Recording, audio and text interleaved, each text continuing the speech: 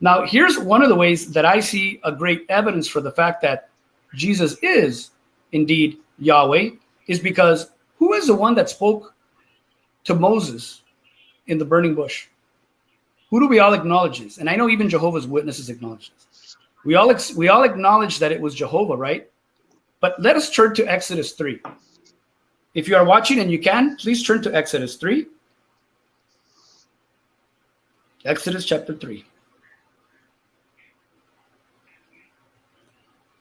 Oh, that's a good question. James Aleman just asked a question. For Jehovah's Witnesses, do they believe that Jehovah became flesh with Abraham? I would say no, they don't believe that. Yeah, we could probably deal with that question later. But let us look at, so we're in verse 3, and let us start right at the beginning. Now it says, now Moses was keeping the flock of his father-in-law, Jethro, the priest of Midian, and he led his flock to the west side of the wilderness and came to Horeb, right, to the mountain of God. Now, notice what verse 2 says.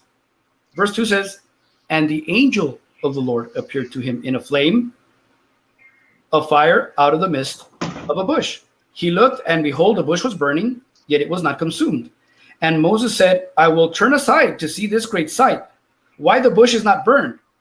When the Lord saw that he turned aside to see, God called to him out of the bush.